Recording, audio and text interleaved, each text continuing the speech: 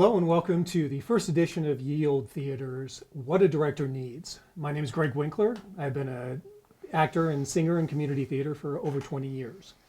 With me are directors Stephanie Roscoe, Stephen Carver, and the man who literally wrote the book about community theater directing, Carver's Manual to Community Theater Directing, copyright 2010, James Carver, and Larissa Netherland. So Stephanie, you're given the script, you've gotten the go, you're directing this show. What are you going to start with? Read the show many times. My job is to figure out what story we are telling, because often scripts give you the option of telling different stories. So my first job is to figure out what is the focus of the story I am telling, and that helps inform which actors I'm going to choose to tell that story. Okay. Steve, what do you think? Well, after reading the script many times, I think what I really focus on at that point is the characters that I'm looking to cast. I mean, to get ready for the audition, you really need. I want a sense of who the character really is as a person. How much of the show depends on that character. It's a lead, supporting role, things like that. Want to know. Sort of the overall feeling of what I'm looking for the character, so that when I go into the audition, I'm comparing what I'm aiming for with the character and trying to find the closest actor that comes close to that. Yeah, I think that's kind of the way I would put it too.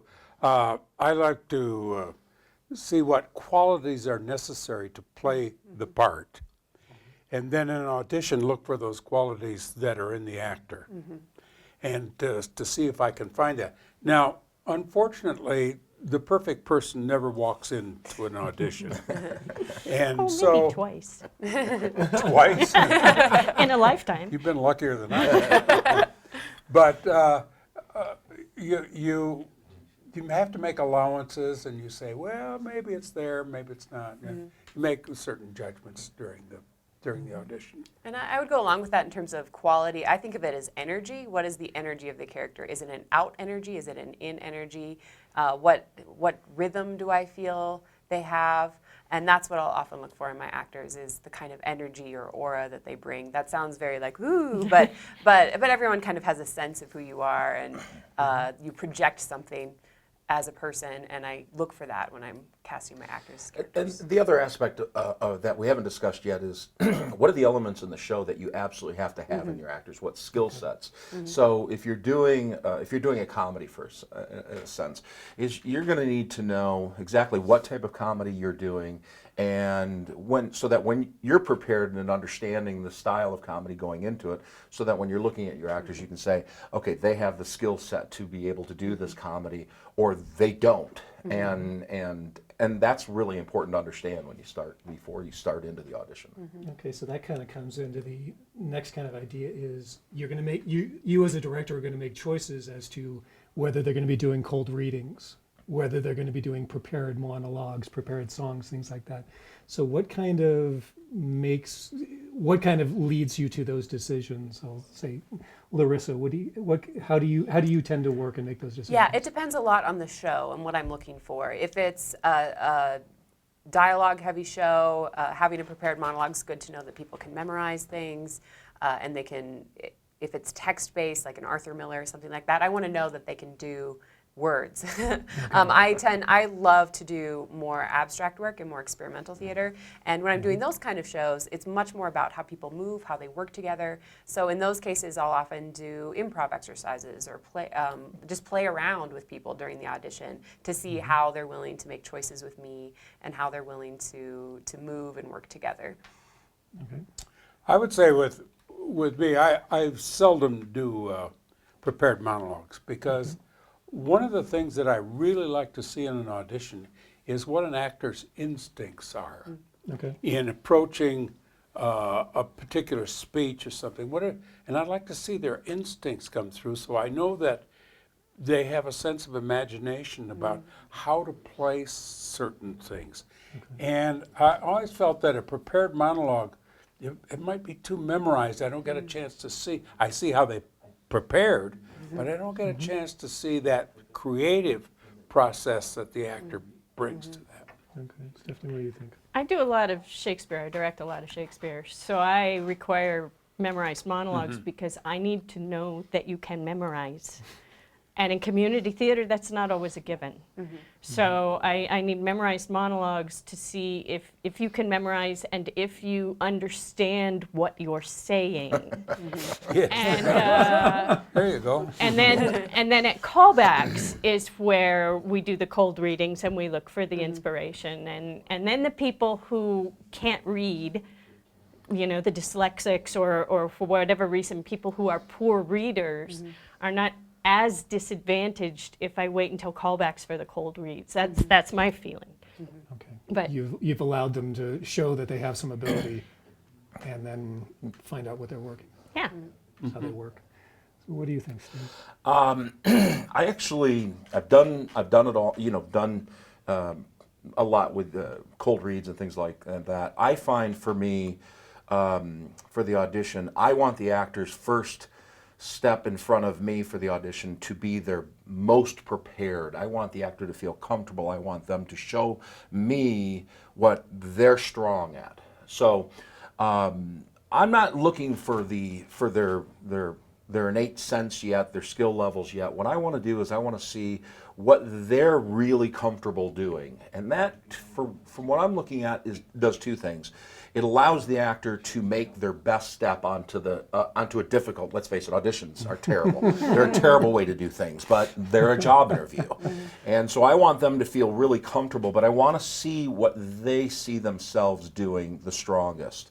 And that allows me to see what they think is their skill set.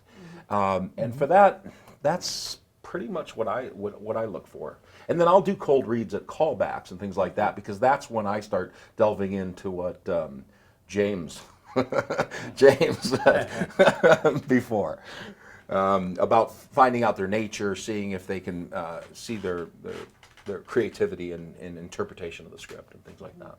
Okay. An actor is reading the audition notice. And that audition notice is going to tell them certain things. So what are your suggestions for the actor as they're reading the audition notice to pay attention to? There are going to be a few things in that notice that they really should pay attention to. What are some of those things? Age. Age?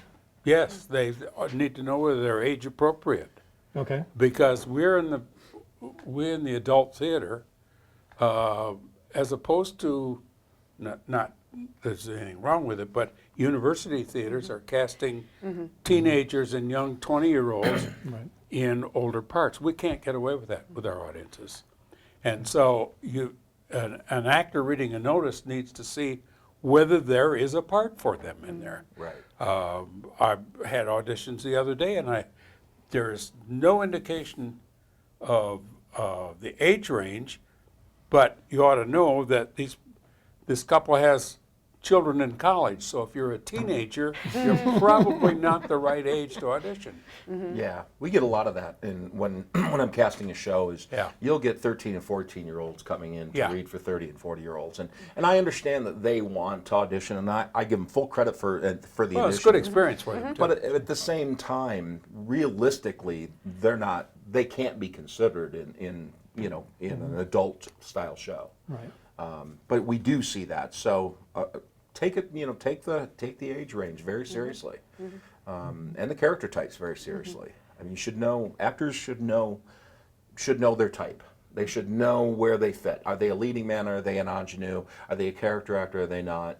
And audition for the roles that are appropriate for them. And do read the whole audition announcement and do what the director has asked. So if the director says nothing from the show, you better not bring something from the show, because the director's going to go, "Oh, that's trouble right there." Right. You're already shooting yourself in the foot and making it hard. No matter how brilliant your reading is, if the instructions say nothing from the show and you bring something from the show, you're already on the negative start.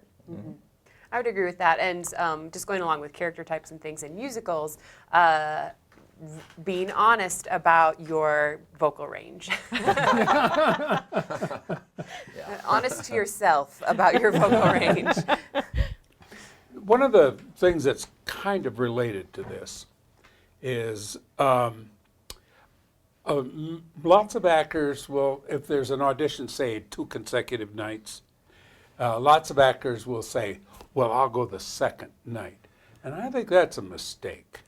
And the reason I think it is a mistake is, as a director, I know that, say I have a first night audition and I see a number of actors, I see possible casting in there, okay? And I say, no, I think they could play that role, and they could play that. Now, the next night, I've already got those kind of tentative decisions made. And anybody coming in has to move that person out of my thinking. And I think they make a mistake by doing that. I think that actors should plan on going to the first night of auditions. Well, on the other hand of that, not to take counterpoint, but you're wrong. No. No. I tend to not start making decisions until callbacks. What I'm looking for in the first set of auditions, and this is true whether it's the first night or the second night, is I'm looking for skill level that can fit the show. And I'm looking for character types that can fill the show. Yeah, but you've made certain kind of, this is a possible, this is a possible, this is a possible. Well, yeah, but I can't say that I'm eliminating people, or I would eliminate people, because what I do is I say, okay, so let's say you go through your first night of auditions and you come through and you've got good, okay, now you can cast the role. So then you have a second night and you've got some more people that come in. What I'm looking at is skill levels based on, and I'm comparing skill levels versus actors. And then for me, the callback is where the decision's made. That's when I really start to compare and start to contrast. And I really try not to make any strong audition decisions on auditions at the first night, because you never know what you're going to get the second night. Right. And I'll tell you, there have been plenty of times when you think you got the role, and then somebody comes in and they call backs, and it switches up on you, and you're like, oh my goodness, and it changes your mindset. So I try to stay very fluid for the whole thing. That's not to necessarily say that it isn't good to get in early, because you can persuade a director, but. I think there's also, the callback is incredibly important for me anyway. Oh, for me too. Callbacks is incredibly important.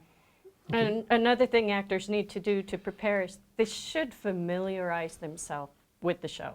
I mean, how can they know if they're an appropriate age if they know nothing about the show? They can read a synopsis online. And there's so much of that. Google the show, understand, go to the wiki pages on it and read about what the show is if you can't get your hands on a script. What's one thing that actors do constantly during auditions that you wish they would do better? I'm not going to say do wrong, but what's one thing that they do that you because wish? my big do wrong is never apologize. Never start your audition by saying, I'm sorry, but I have a cold, I sprained my ankle yesterday. You're already setting yourself up to say, I'm not going to do a good job here. Please forgive me. I don't start well with that kind of energy. Okay, that's one thing. Oh, that's difficult. Well, for me, I think it's is the actors have a tendency to walk into an audition, and like we said earlier, auditions are very difficult to begin with. The director knows that. The director knows this is difficult for the actor. Actors, in my opinion, as Stephanie said, they come in and they apologize, or they're giving excuses for why they're not going to do their best work. And in a sense, what an actor really should do before the audition is they need to see that audition period, whether it's going to be a cold read or whether it's a prepared monologue, as their time. It's their time, it's their space. They own it. We have given it to them. Okay, and I think actors don't own it enough. I think they come in and they kind of shrink.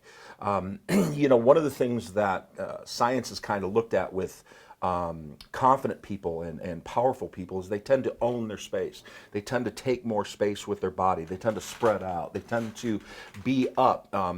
If you watch a track meet or you watch any kind of athletic event, you'll see the victor puts their arms up. And what's interesting about this is that's an innate character trait in human beings. Blind people who have never seen, blind athletes who've never seen that, do that instinctively.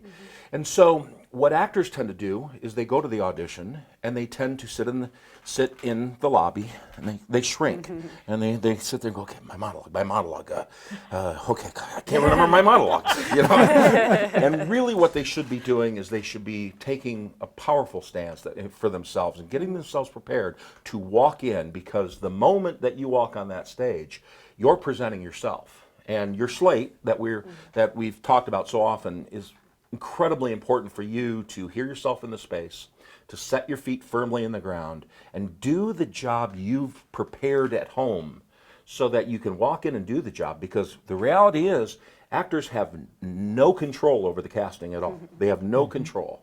But they do have control over those 2 minutes in front of the director when they get to stand up and present themselves. Along that same line, I was at a conference once when Dustin Hoffman was actually still quite a young actor, but he was working a lot, but he was young. And one of the students said to him, "Mr. Hoffman, are you nervous before a performance, before an audition? And how do you deal with that nervousness?" And I thought, I loved his answer. He said, "You know, auditioning is like going to the boxing gym and sparring." He said, "You need to think about this. Your audition is the one moment you get to act. It's the one moment you get to do your craft. And you ought to be pleased that you have that moment, that one moment to act, which is what you're after." So he said, I always say, well, I'm not going to get the role, but I get to act. and for that moment, he acts and he does his craft. And he said, consequently, there is no nervousness in it at all because I'm getting to do my craft. Yeah. I love that comment. Yeah, and one thing, actors, to go along with what you're saying, they should see the audition as a chance to work, chance to work out, chance to practice what they do. Sure. Auditions, you should be practicing auditions at home because you need to be good at auditions. You need to be confident. You need to go in and present yourself at that. And you know, one of the things that actors tend to do is they tend to worry, and therefore they're not doing their craft. And by taking what Jim was saying and using it that way, you take yourself out of you put yourself into the work as opposed to externalizing. And once you start thinking right in the middle of your monologue, how am I doing, this is all that, you're starting to separate yourself from your audition, and it's all starting to crumble inside. And you know, the one thing that actors should always know when they walk in is the director wants you to be the role. We want you to succeed, right? Oh, yeah. That's absolutely right. I mean, we want everyone to succeed. And actors should also realize that if you come in and you don't do the work that you thought you were going to do, chances are you haven't practiced enough, you're not prepared enough to be where you thought you were. And if your audition doesn't go the way that it goes, it's just that maybe the experience level isn't there. Maybe you haven't prepped enough. And all that means is back to rehearsal, back to rehearsing your audition. So what are you looking for out of your actors during that audition? When they have their 2 minutes, what are some of the key things that you're looking for in your actors? I think similarly to what Steve said earlier, looking for skill level, just seeing who can make choices, make interesting choices, bold choices, creative choices, whether that's a monologue or a cold reading. Can they do something interesting? Can they engage me? If it is a cold read, if they're working in a scene, can they react to the other person? Can they listen? That's huge for me, is can they listen to the other person and not just pretend to listen? So those are the things I'm looking for initially, is just straight off, can you engage me? Are you interesting? And then that will earn you a callback, and then that's where the next step comes in. Well, and sometimes I like to give an actor some direction during the audition. For instance, somebody might start to read a thing and it's off key. It's not right.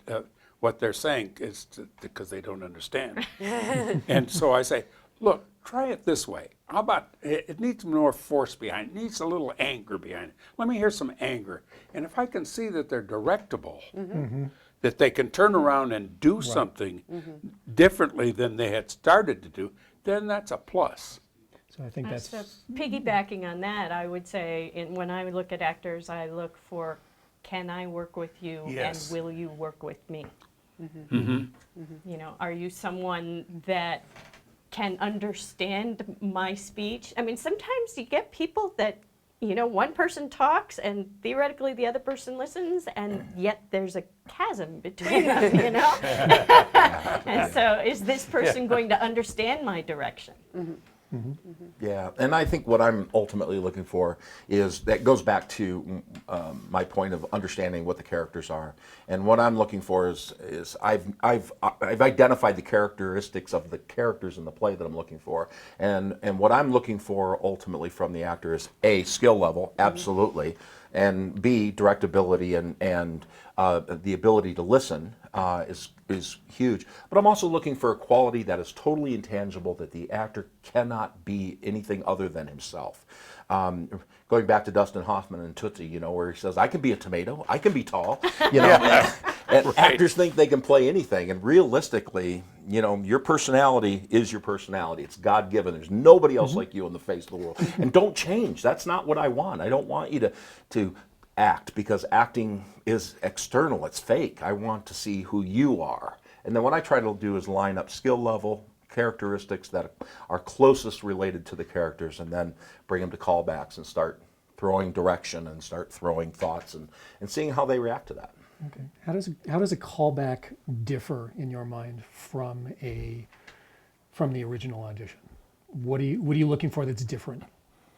For me, callback is when I start to work with the actors. I don't give direction usually during their audition.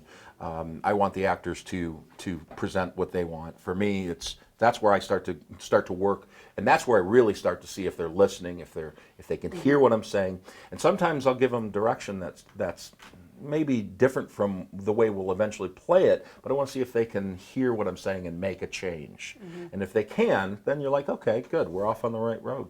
And yes, they're hearing me. And I think you said it perfectly. You know, when they're reading scenes with other actors, can they listen? Can they react? Are they pliable, you know, malleable at that point? Well, and another thing I look for in callbacks is chemistry. If I have monologue auditions, it means I'm only seeing one actor at a time. So now I have ideas for pairs, for relationships in my story, and is this pair going to work? I put two people on stage that are perfect in my mind, and it's like watching two walls talk. You know, it's like there's zero chemistry. That won't work. Right. Or putting a family together. Yes. You want to have people that generally look somewhat alike and things Yes, like that. right. So, and that's one of the things that's not under the control of the actor, pretty much. Yeah. Okay, so okay, callbacks are done. You've got your combinations, you've seen what you've had. How are you going to cast this show? What are the things that the actors did that are going to make a difference in how you decide how to cast a show? Well, I think it really comes down to fit. And so some things the actors can do, they can't necessarily do something to make themselves a fit always. In the case of families, or in the case of age, or in the case of a lot of things, we have this cultural binding that limits us. So actors can't always become a fit. But that's part of what we're looking for, is fit in the roles, but also fit in the worlds that we're creating. Stephanie at the very beginning talked about what is the story she is telling. So as directors, what is the story we're telling? What is the world we're building? And does your energy fit into that? Does your acting style fit into that? Does how you relate to other people fit into that specific world? I might see a dynamite actor, but they don't fit the world that we're creating. They're not going to get cast. In community theater, I know that can be very frustrating for actors. Sometimes the very best actor to audition doesn't get cast because their skill set is so much higher than everyone else that you have available to cast that they're not going to fit into your ensemble. They're going to stand out. So you end up casting what might be perceived as a weaker actor to get a more even story that the audience can climb into and be a part of. And that one actor will actually pull the audience out of the story because they'll go, wow, that actor's really good. And now they've stopped being in the world of your story. Well, and as you're making your decisions about which actors are going to play which role and so forth, you're obviously making some comparisons. You're comparing actor A and actor B for this role. And so neither of them is perfect. Mr. Perfect didn't show up. Again. And so you're saying this actor here seems to have more of the qualities of the character and is directable and is listening and has good instincts and so forth, even though this one over here is very good. It's just there's something about actor B that just doesn't quite meld into the character. Even though if actor A hadn't shown up, I would cast actor B. Actor A seems to have more of the qualities that I'm looking for in casting. And poor actor B has no control over that decision. Absolutely. No control. And lots of times, I think we'll all agree, it's our instincts. Sure. I had a time when I was casting a young male role in a heavy drama, and you know, this kid had to be 14, 15, 16 years old in that area. So they're already coming to the audition with a limited skill set at that point. And we got through and we narrowed it down, and really there was one, we were sort of wondering, so at callbacks we brought back a professional kid from downtown Denver, brought him up. And when I put the professional kid against the amateur kid that was there was a quality about the amateur kid that the professional was very slick, very good, excellent performance, but he's a little bit too professional. And we lost the innocence of the child. And so therefore, you're right, it goes right back to instincts. You know, had the professional kid showed up, I would have said, great, we're done, you know. But the amateur was just, there was a quality that you just saw and said, that's what I need. And so at callbacks, you're giving a lot of direction to see if he can hear you and interact with you. And at that point, you're going with your gut and you're saying, this is, and my producers were, no, don't do this, don't do this. And I was like, no, this is the way to go. This is the right way to go. And as it turns out, it was the right way to go because the kid was amazing. He was terrific. Yeah, it was amazing. And you know, the other thing that in that same show is Rabbit Hole, we had a number of strong leading actresses come and read for the role. And when I read the show, I saw one particular actress who had read for me numerous shows for years before and stopped coming to my auditions because I stopped casting. I didn't cast her. I said, bring her to callbacks and wouldn't cast her. It's just because of all those intangibles.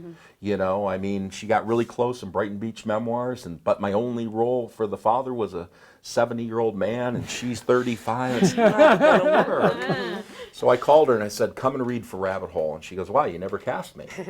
And I mean, the actor's making the choice there. And I'm like, no, really, you need to come and read for me. And so she read. And what was really interesting is exactly what I saw in her in my head came through when I saw the other actresses, because there was this complexity there that the other actresses didn't have, and that's just life experience. That doesn't mean that they weren't acting well. It just means this woman had a particular life experience that brought about complexity. So there's a lot of times that you do go with your instinct and you say, this is the way it should go, because this is the way that I see the show. And Stephanie might see it differently, James might see it, you might see it differently, but this is my world that I'm creating.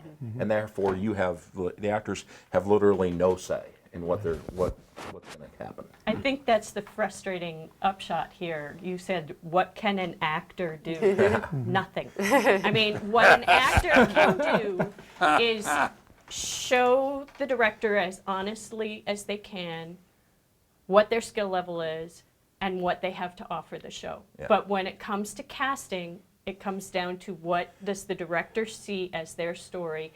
And like Steve said, he had a 75-year-old man playing the father. So it doesn't matter how brilliant their 35-year-old woman is, you cannot make that casting choice. And the counterbalance to that is if you go in and you give the best darn performance of your audition that you can give, and you don't get the role, you don't want that role with that director because they don't see you in that role.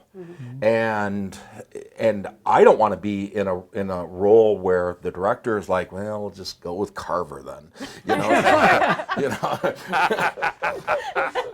because I'm gonna stink and you're gonna look terrible. You know what I mean? It's one of those.